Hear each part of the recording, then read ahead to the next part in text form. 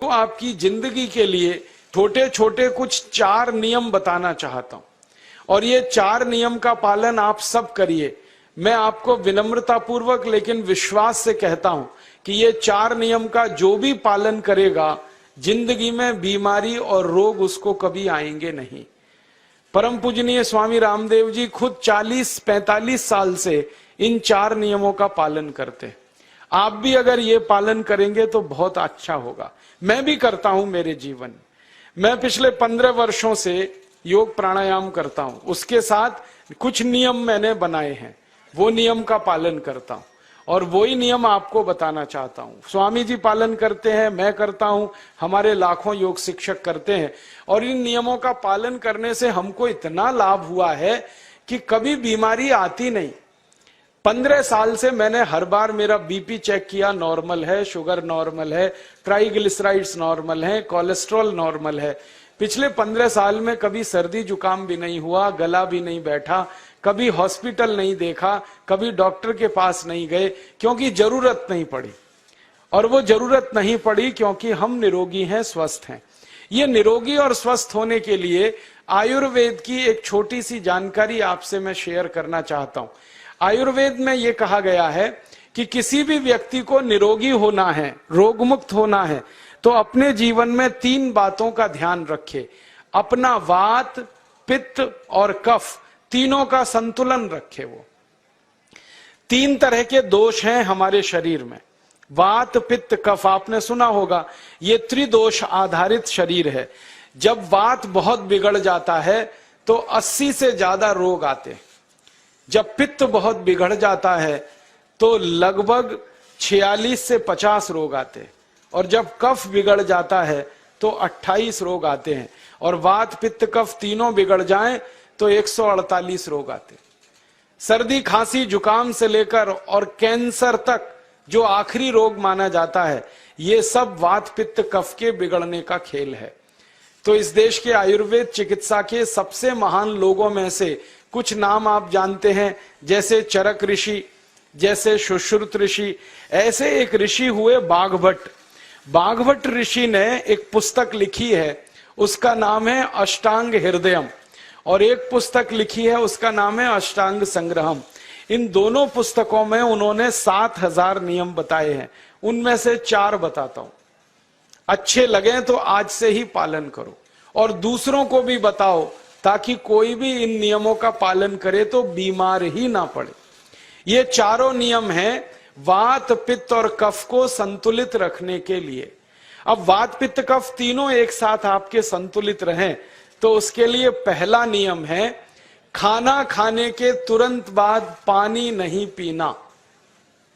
ये पहला नियम है।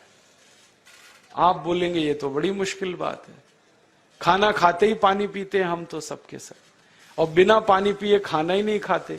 कई लोग तो खाने से ज्यादा पानी पीते हैं, खाना कम खाते हैं, पानी ज्यादा पीते हैं।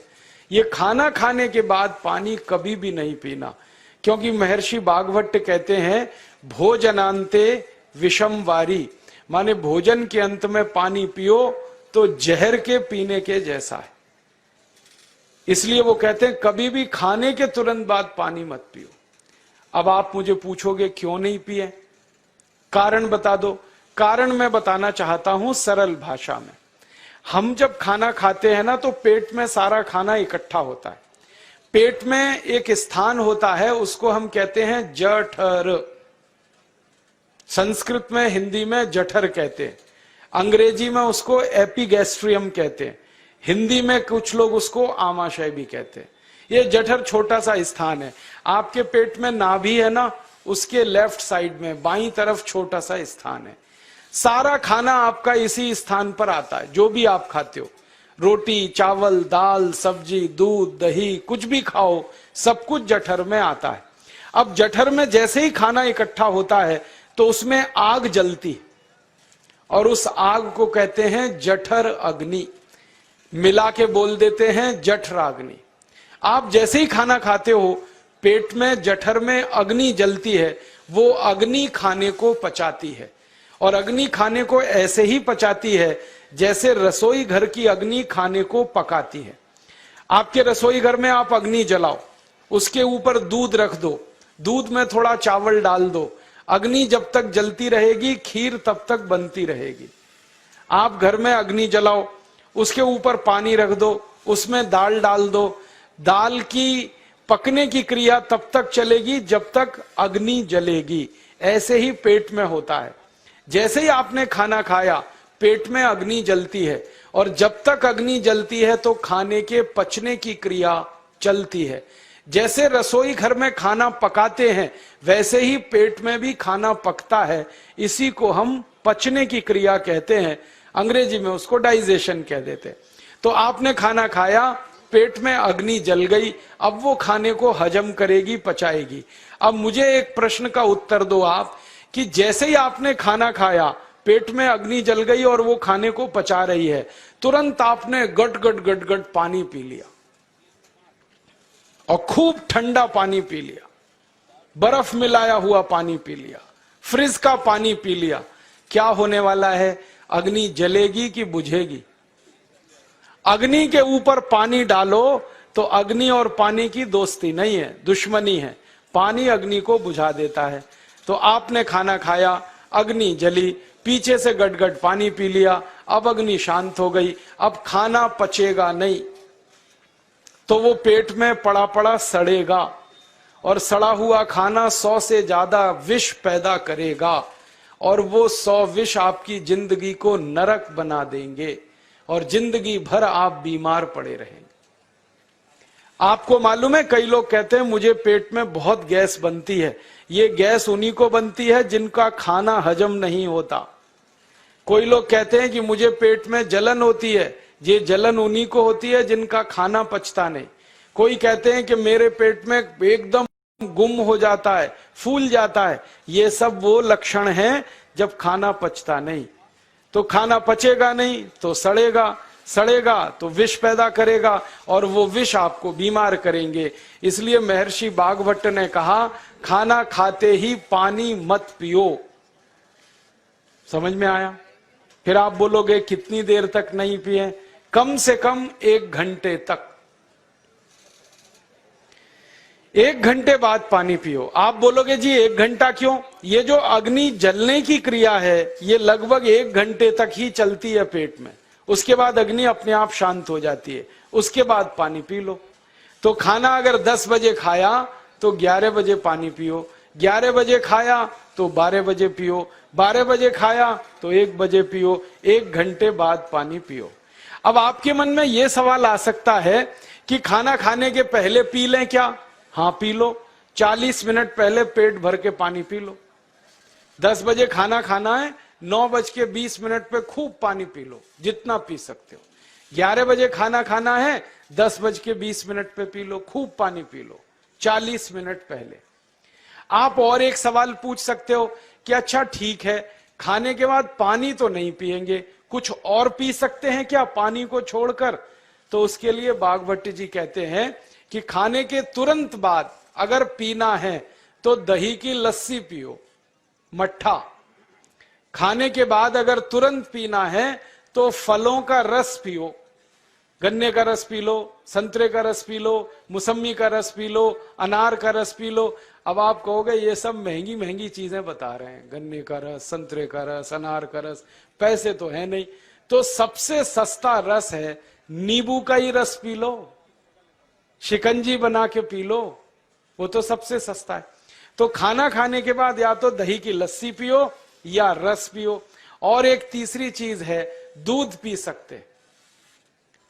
तो खाने के तुरंत बाद पीना है तो दही की लस्सी या मट्ठा, खाने के तुरंत बाद पीना है तो कोई फल का रस, खाने के तुरंत बाद पीना है तो दूध। पानी 1 घंटे बाद पियो। और अगर एक बात ध्यान रखो तो अच्छा है कि सवेरे खाना खाते हैं जिसको हम ब्रेकफास्ट कहते हैं, नाश्ता, तो फलों का रस पीना अच्छा, दोपहर को खाना खाएं तो लस्सी और मट्ठा पीना अच्छा, और रात का खाना खाएं तो दूध पीना अच्छा। जो लोग इस नियम का पालन कर सकते हैं जिंदगी में कभी भी 80 रोग उनको नहीं हो सकते। वात पित्त कफ तीनों ही इस एक छोटे से नियम से संतुलित रहते हैं। तो ये पहला नियम मैंने आपसे कहा। दूसरा नियम एक और है, और वो नियम ये है कि पानी कभी भी पियो, घूट घूट भर के पियो। जैसे गरम चाय पीते हैं, गरम कॉफी पीते हैं, गरम दूध पीते हैं, एक एक घूट भर के, एक एक सिप करके, ऐसे ही पानी पीने की आदत डालो। ये मुंह में एक बार गिलास लगा लिया, गटागट उसको खाली कर दिया, ये तरीका गड़बड़ है। एक घूट पानी, दो घूट पानी एक बार में उतना ही पियो। आप बोलोगे ये क्या चक्कर है? बात ऐसी है कि एक एक घूट पानी जब हम पीते हैं तो मुंह की लार पानी के साथ मिलकर पेट में अंदर जाती है, और ये जो मुंह की लार होती है ये क्षारीय होती है और पेट में हमेशा अम्ल बनता रहता है।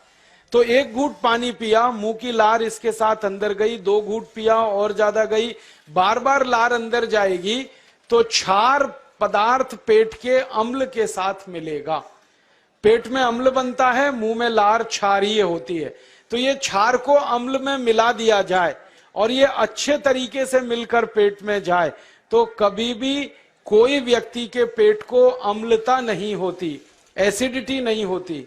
और पेट में अम्लता नहीं होती तो रक्त में अम्लता नहीं होती, और जिनके रक्त में अम्लता नहीं होती उनकी जिंदगी में कभी भी वात पित्त कफ के असंतुलन की स्थिति पैदा नहीं होती। इसलिए पानी घूट घूट करके पीना। मैं आपको एक छोटा सा मेरा ऑब्जर्वेशन बताता हूं, परीक्षण। आप भारत देश में या दुनिया में कहीं भी जाओ, मनुष्य को छोड़कर पशु पक्षियों को देखना शुरू करो, वो पानी कैसे पीते। किसी चिड़िया को पानी पीते हुए देखो, किसी पक्षी को पानी पीते हुए देखो, वो चोंच के एक बूंद के बराबर ही पानी उठाता है। एक बार में एक बूंद पानी लेगा, फिर थोड़ी देर चोंच चलाएगा, फिर पिएगा, फिर दूसरी बूंद लेगा, फिर चोंच चलाएगा, फिर पिएगा, फिर तीसरी बूंद। एक एक बूंद पक्षी पानी पीता है। कुत्ते को पानी पीते हुए देखो, चाट चाट के पानी पीता है। शेर को पानी पीते हुए देखो, चाट चाट के पानी पीता है। जितने जानवर चाट कर पानी पीते हैं, जितने पक्षी एक एक घूंट पानी पीते हैं, किसी भी पक्षी और किसी भी जानवर को डायबिटीज नहीं है, किसी को अर्थराइटिस नहीं है, कोई पक्षी ओवरवेट नहीं है, कोई पशु ओवरवेट नहीं है। वो सब स्लिम और ट्रिम हैं, क्योंकि वो इतने होशियार हैं कि पानी चाट के पीते हैं या घूट घूट करके पीते। अब मुझे ये हैरानी होती है कि ये पशु पक्षियों को कौन सिखाता है? वो अपने जन्म से ये ज्ञान सीख के आते। उनका कोई गुरु नहीं है, उनका कोई विद्यालय नहीं है, उनके कोई प्रशिक्षण शिविर नहीं लगते, फिर भी उनको इतनी अकल है कि पानी घूट घूट पीना। और हम ये मनुष्य जिनके इतने गुरु, इतने विद्यालय, इतने कॉलेज, सीखने वाले, सिखाने वाले, और हम मूर्खों के मूर्ख गटागट गटागट पानी पीते रहते। तो पानी पीने का तरीका बदल दो, घूट घूट भर के पानी पियो। ये दूसरा नियम है। तीसरा नियम है कि जिंदगी में कितनी भी प्यास लगे, ठंडा पानी कभी मत पियो। बर्फ डाला हुआ पानी, फ्रिज में रखा हुआ पानी, वाटर कूलर का पानी जिसका तापमान बहुत कम है, ये कभी मत पीना। क्यों? क्योंकि शरीर आपका गर्म है और पानी ठंडा है। अब होता क्या है वो मैं समझाता हूं सरल भाषा में। पेट तो गर्म है, अब इसमें ठंडा पानी डाल दिया आपने तो अंदर झगड़ा होता है। और झगड़ा क्या होता है? या तो पानी पेट को ठंडा करेगा या पेट पानी को गर्म करेगा। अगर पानी ने पेट को ठंडा कर दिया तो पेट के ठंडा होते ही हृदय ठंडा होता है, हृदय के ठंडा होते ही मस्तिष्क ठंडा होता है, मस्तिष्क के ठंडा होते ही आदमी ठंडा होता है, और आदमी ठंडा होते ही राम नाम सत्य होती है। आपको मालूम है जब शरीर ठंडा पड़ जाता है तो घर में भी नहीं रखते, निकाल के बाहर सड़क पे रख देते। जो घर आपने बनाया अपनी मेहनत से, शरीर के ठंडा पड़ते ही निकाल बाहर करते हैं उस घर में से, और फिर चिल्लाने लगते हैं लेके जाओ, जल्दी लेके जाओ, इसको जला के आओ। माने ठंडे शरीर की इज्जत नहीं है। तो ठंडा पानी क्यों पी रहे हो भाई? बंद कर दो। कोई जानवर ठंडा पानी नहीं पीता, कोई पक्षी नहीं पीता। तो आप ये ठंडा पानी पीना बंद करो, सादा पानी पीना शुरू करो। और गर्मी के दिनों में बहुत अगर आपको तकलीफ है तो मिट्टी के घड़े का पानी पी लेना, फ्रिज का और बर्फ का नहीं पीना। ये तीसरा नियम है। और चौथा और आखिरी नियम है कि आप सवेरे ही सवेरे जब सोकर उठते हो तो सबसे पहले पानी पियो। जैसे ही आपकी आंख खुल गई तो पहले 2-3 गिलास पानी पी लो, उसके बाद आप टॉयलेट में जाओ। उठते ही पानी पियोगे तो 2 फायदे हैं। पहला फायदा यह है कि पानी पेट में जाकर बड़ी आंत को साफ करता है, और जैसे ही बड़ी आंत की सफाई होगी पेट पे दबाव पड़ेगा और आप संडास घर में जाएंगे, 2-3 मिनट में पेट आपका साफ हो जाएगा। जिनका पेट सुबह एक बार में साफ हो जाता है उनकी जिंदगी में कभी रोग नहीं आता। इसलिए सुबह सुबह उठते ही पेट साफ होना जरूरी है। और उठते ही पानी पियोगे तो मुंह की जो लार है वो पानी के साथ मिलकर अंदर जाएगी। सुबह पेट में एसिड की मात्रा ज्यादा होती है, इसलिए लार का पेट में जाना बहुत जरूरी है। इसलिए सुबह उठते ही पानी पीना बहुत जरूरी है। ये 4 नियम हैं आयुर्वेद के। पहला नियम, खाना खाने के 1 घंटे बाद पानी पीना। दूसरा नियम, पानी को हमेशा घूट घूट भर के पीना। तीसरा नियम, कभी भी जिंदगी में ठंडा पानी नहीं पीना। और चौथा और आखिरी नियम, सवेरे उठते ही सबसे पहले पानी पीना। 4 नियमों का पालन जो भी अपने जीवन में कर सकता है वो वात पित्त कफ तीनों को संतुलित रख सकता है। और जिसका वात पित्त कफ संतुलित है उसके जीवन में बीमारी नहीं आती है। और जो बीमार नहीं पड़ते हैं वो स्वस्थ और तंदुरुस्त और सुखी रहते हैं। उनकी जिंदगी का खर्चा कम होता है और देश का भी बहुत सारा पैसा बचता है। आपको शायद मालूम है या नहीं, 1 साल में हम जब बीमार पड़ जाते हैं भारतवासी, तो साल का करीब 6 लाख करोड़ रुपया हमारा खर्च हो जाता है उन बीमारियों का इलाज करने में। इसलिए इतना पैसा फालतू में हम खर्च करें हर साल 6 लाख करोड़, ये बहुत बड़ी रकम है। इससे बेहतर ये है कि हम बीमार ही नहीं पड़ें और स्वस्थ रहें, सुखी रहें। और ये 6 लाख करोड़ का जो खर्चा हम करते हैं बीमार पड़ने पर, अक्सर ये एलोपैथी की दवाएं खाने में खर्च होता है। और जो एलोपैथी की दवाएं हम खा रहे हैं, जैसे paracetamol, Baralgan, Butazone, oxyphenbutazone, aspirin, Disprin, Novalgin, ये सब ऐसी खराब दवाएं हैं जो दुनिया के देशों में 20 साल पहले बंद हो चुकी हैं, भारत में धड़ल्ले से बिक रही हैं और हमको बीमारियों से ज्यादा गंभीर बीमारियों में फंसा रही।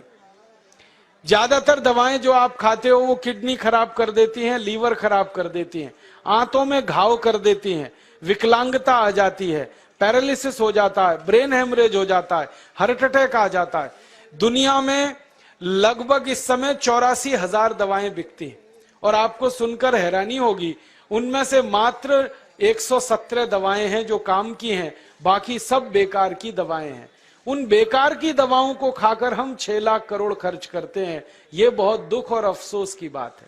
और ये 6 लाख करोड़ का खर्चा समाज के वो लोग करते हैं जिनको जिंदगी में हर समय अपना आर्थिक स्थिति को देख के चलना पड़ता है, जिनकी आमदनी बहुत नहीं है, जिनके घर में आमदनी के बहुत ज्यादा साधन नहीं है, उनको ये पैसा खर्च करना पड़ता है।